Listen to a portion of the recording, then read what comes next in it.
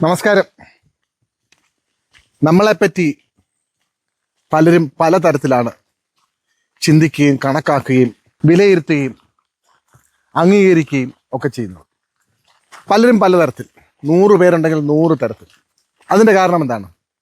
ഓരോരുത്തരുടെയും ബുദ്ധി നിലവാരത്തിൻ്റെ വ്യത്യാസം, വിവേചന ബുദ്ധിയുടെ വ്യത്യാസം. അങ്ങനെ ഓരോ വ്യക്തികളും വ്യത്യസ്തരായതുകൊണ്ട് അവരുടെ ചിന്താഗതിക്കനുസൃതമായാണ് നമ്മളെ വിലയിരുത്തുന്നത്. ചിലർക്ക് നമ്മളോട് വളരെ അടുപ്പം തോന്നും, ഒരനുഭവം ഇല്ലാതെ വളരെ അടുപ്പം തോന്നും. ചിലർക്ക് നമ്മളോട് ഒരടുപ്പവും ഇല്ലാതെ, ഒരു പരിചയവുമില്ലാതെ വലിയ വെറുപ്പും തോന്നും. ഇതിൻ്റെ എല്ലാം അടിസ്ഥാനം അവരുടെ വിവേചന ബുദ്ധിയും ബുദ്ധിനിലവാരവും അനുസരിച്ചിരിക്കും. ചിലർക്ക് ചിലരോട് തോന്നുന്ന അകാരണമായ അടുപ്പം, അകാരണമായ വിരോധം,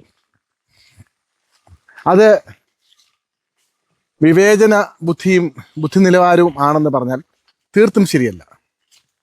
ഒരാളെ കാണുന്ന മാത്രമേ, യാതൊരു പ്രശ്നവുമില്ലാതെ കാണുന്ന മാത്രമേ തോന്നുന്ന വെറുപ്പ് അല്ലെങ്കിൽ ഇഷ്ടം, അതൊക്കെ എന്തോ നമുക്ക് നിർവചിക്കാൻ പറ്റാത്ത ചില കാര്യങ്ങൾ അതിനുള്ളിലുണ്ടെന്ന് മനസ്സിലാക്കാം. എനിക്ക് പലരോടും തോന്നിയിട്ടുണ്ട്, ചിലരെ കാണുന്ന മാത്രമേ നമുക്ക് ഒരു വെറുപ്പ് തോന്നുന്ന പ്രകൃതമുള്ളൂ. എന്നാൽ മറ്റൊരാൾക്ക് അങ്ങനെ ആയിരിക്കില്ല, ഒട്ടും ആയിരിക്കില്ല. അങ്ങനെ തോന്നുന്നത് മറ്റെന്തോ ഒരു സംഗതി, മറ്റെന്തോ ഒരു കാര്യം ഇതിൻ്റെ ഉള്ളിലുണ്ട് എന്ന് ഞാൻ പലപ്പോഴും ചിന്തിച്ചിട്ടുണ്ട്. ചില വ്യക്തികളുടെ പ്രഭാവം, ഓറ എന്നൊക്കെ പറയും, അവർ സമൂഹത്തിൽ പെട്ടെന്ന് ശ്രദ്ധിക്കപ്പെടും, പെട്ടെന്ന് അംഗീകരിക്കപ്പെടും. എന്നാൽ കാര്യമായ വലിയ കഴിവുകൾ ഉണ്ടെന്നും പറയാൻ പറ്റത്തില്ല. എന്നാൽ അവർ സമൂഹത്തിൽ പെട്ടെന്ന് ശ്രദ്ധിക്കപ്പെടും, അംഗീകരിക്കപ്പെടും. അവരെ മറ്റുള്ളവർ ഇഷ്ടപ്പെടും, ആരാധിക്കുക വരെ ചെയ്യും. അതീവ ബുദ്ധിമാന്മാരോ അതീവ പ്രതിഭാശാലികളോ ഒന്നും ആയിരിക്കില്ല ഇങ്ങനെ ശ്രദ്ധിക്കപ്പെടുന്നവർ.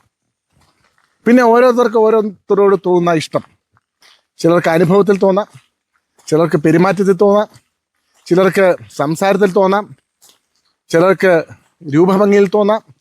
അങ്ങനെ പലതരത്തിലാണ്. എന്നാൽ ഈ ആത്യന്തികമായ സത്യം എന്തെന്ന് നമുക്കും അറിയത്തില്ല, ആർക്കും അറിയത്തില്ല. നമ്മളെപ്പറ്റിയുള്ള അജ്ഞതയാണ് ഏറ്റവും വലിയ അജ്ഞത. ഞാൻ ധരിക്കുന്ന മനു, എനിക്കൊരു രൂപരേഖയുണ്ട്. മനു ഇങ്ങനെയൊക്കെയാണ്, മനുവിനെപ്പറ്റി എല്ലാവരും ധരിക്കുന്നത് ഇങ്ങനെയാണ്, അങ്ങനെയാണെന്നൊക്കെ ഒരു തോന്നലുണ്ട്. അത് തീർത്തും വിഭിന്നമായിരിക്കും മറ്റൊരാളുടെ മനസ്സ്. നമ്മളെ കാണുമ്പോൾ ചിരിക്കുമ്പോഴും നല്ല കാര്യം പറയുമ്പോഴും പുകഴ്ത്തുമ്പോഴും ഒക്കെ അവരുടെ മനസ്സിലെ ചിന്ത വേർന്നായിരിക്കും. നാം വിചാരിക്കും ഇതായിരിക്കും സത്യമെന്ന്. ഒരിക്കലുമല്ല. ശരിക്കുമുള്ള നാം എന്താണെന്ന് നമുക്കും അറിയത്തില്ല.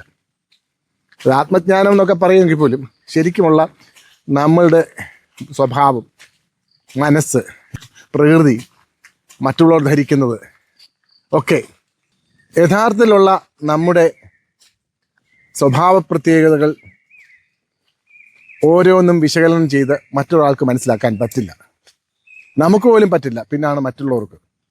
ഈ ലോകത്ത് എല്ലാവരും വെറുക്കുന്നവരായോ എല്ലാവരും ഇഷ്ടപ്പെടുന്നവരായോ ആരും ഇല്ലെന്നുള്ളതാണ് സത്യം. അത് ഓരോ മനുഷ്യരുടെ വ്യക്തിഗതമായ ചിന്തയും ഇഷ്ടങ്ങളും അനിഷ്ടങ്ങളും അനുസരിച്ചിരിക്കും. അതുകൊണ്ട് നമ്മളെ ഇഷ്ടപ്പെടുന്നവർ ധാരാളമുണ്ട്, നമ്മളെ വെറുക്കുന്നവർ ധാരാളമുണ്ട്, നമ്മളെ വിമർശിക്കുന്നവർ ധാരാളമുണ്ട്, അകാരണമായി കുറ്റപ്പെടുത്തുന്നവർ ധാരാളമുണ്ട്. ഇതെല്ലാം സമചിത്തതയോടുകൂടി കാണുകയും കേൾക്കുകയും ചെയ്തെങ്കിലേ സമൂഹത്തിൽ നിലനിൽക്കാൻ പറ്റൂ. ക്ഷോഭിച്ചാൽ നമ്മൾ വെറുതെ ക്ഷോഭിക്കാമെന്നേ ഉള്ളൂ. പൊതുജനം പലവിധം എന്ന് പറയുന്നത് പോലെ. പണ്ട് എൻ്റെ അച്ഛൻ പറയാറുണ്ട്, നമ്മളെപ്പറ്റി കുറ്റം പറയുമ്പോൾ നമ്മൾ അവിടെ ശ്രദ്ധിക്കപ്പെടുക ചെയ്യുന്നത്. നമ്മളെ മറ്റൊരാൾ കൂടെ ശ്രദ്ധിക്കപ്പെടുകയാണ്. ആ ശ്രദ്ധിക്കപ്പെടുന്നവർ നമ്മളെ വാച്ച് ചെയ്യും, നമ്മളെ ശ്രദ്ധിക്കും. അവർ മറ്റൊന്ന് കണ്ടെത്തും, ചിലപ്പോൾ നല്ലതായിരിക്കും കണ്ടെത്തുന്നത്. ആ കണ്ടെത്തലിലൂടെ അംഗീകരിക്കപ്പെടും. നമ്മുടെ ഫേസ്ബുക്ക് പോസ്റ്റിൽ തന്നെ നമ്മൾ എല്ലാവരും കൊള്ളാം കൊള്ളാം കൊള്ളാം കൊള്ളാം എന്ന് മാത്രം കമന്റ് ഇട്ടാൽ ആ ഫേസ്ബുക്ക് പോസ്റ്റ് അമ്പേ പരാജയമായിരിക്കും. എന്നാൽ അതിൻ്റെ അടിയിൽ കുറച്ച് വിമർശനങ്ങളും കുറച്ച് തെറികളും കുറച്ച് പരിഹാസങ്ങളും ഒക്കെ വന്നു നോക്കട്ടെ, അത് വളരെ വിജയമായിരിക്കും. അപ്പോൾ മറ്റുള്ളവർ ശ്രദ്ധിക്കും. ശ്രദ്ധിക്കുമ്പോൾ ഇവൻ പറഞ്ഞത് ശരിയാണോ തെറ്റാണോ എന്ന് വിശകലനം ചെയ്യും. അങ്ങനെ വിശകലനം ചെയ്യുമ്പോൾ ഓരോരുത്തരുടെ മനസ്ഥിതി അനുസരിച്ച് നല്ലതും ചീത്തയുമായിട്ടുള്ള അഭിപ്രായങ്ങൾ വരും. അതാണ് നമ്മുടെ വ്യക്തി ജീവിതത്തിലും സമൂഹ ജീവിതത്തിലും ഉണ്ടാകേണ്ടത്. പിന്നെ നമ്മൾ കൃത്യമായി പാലിക്കേണ്ടുന്ന ചില സംഗതികളുമുണ്ട്. സമൂഹത്തിൻ്റെ മുമ്പിൽ പാലിക്കേണ്ടുന്ന ചില സംഗതികളുണ്ട്. ചിലർ അമിത മാന്യത പുലർത്തുന്നവരാണ്. വളരെ തന്ത്രമായി ചിരിച്ച് സന്തോഷമായി സംസാരിച്ച് ഒക്കെ പോകുന്നവരാണ്. അവരുടെ പ്രവൃത്തിയും പറച്ചിലും തമ്മിൽ അജഗജാന്തരം ഉണ്ടാകും. അങ്ങനെയുള്ളവർ പിടിക്കപ്പെട്ടാൽ പെട്ടെന്ന് താറടിക്കപ്പെടും. പെട്ടെന്ന് സമൂഹം വെറുക്കും. നമ്മളിതൊക്കെയാണെന്ന് പറഞ്ഞാൽ, നമ്മൾ ഇങ്ങനെയൊക്കെയാണെന്ന് പറഞ്ഞാൽ, നമ്മൾ ഇന്നതൊക്കെ ചെയ്യുമെന്ന് പറഞ്ഞാൽ ഒരു പ്രശ്നവുമില്ല. ഇപ്പം എന്നെപ്പറ്റി ഇപ്പം ആരെന്ത് പറഞ്ഞാലും എനിക്കൊരു പ്രശ്നവുമില്ല. ഞാനിപ്പം ആഭാസനാണെന്നും പെണ്ണുപിടിയനാണെന്നും പിന്നെ മദ്യപാനിയാണെന്നും ഒക്കെ പറഞ്ഞാൽ എനിക്കൊരു പ്രശ്നവുമില്ല. എനിക്കങ്ങനെ പ്രശ്നമില്ലാത്ത സ്ഥിതിക്ക് ആരെങ്കിലുമൊക്കെ ആരോപിച്ചാലും എൻ്റെ ഇമേജോ എൻ്റെ വ്യക്തിപരമായ അന്തസ്സോ ഒന്നും പോകത്തുമില്ല. കാരണം എൻ്റെ വ്യക്തിത്വം ഞാൻ മോൾഡ് ചെയ്തിരിക്കുന്നത് അത്തരത്തിലാണ്. ആരും എന്നെ മാന്യനായി കണക്കാക്കരുണ്ട, എന്നെ വലിയ കൂടിയവനായി കണക്കാക്കണ്ട.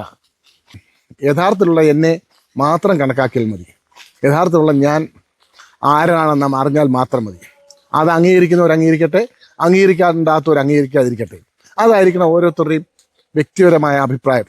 സ്വസ്ഥമായി ജീവിക്കാൻ ഇലക്ഷൻ നിൽക്കുന്നവരും രാഷ്ട്രീയക്കാരും ഒന്നും അങ്ങനെ ആയിരിക്കില്ല. അവർക്ക് വേറൊരു രീതി, സാധാരണ മനുഷ്യരുടെ കാര്യമാണ് പറഞ്ഞത്.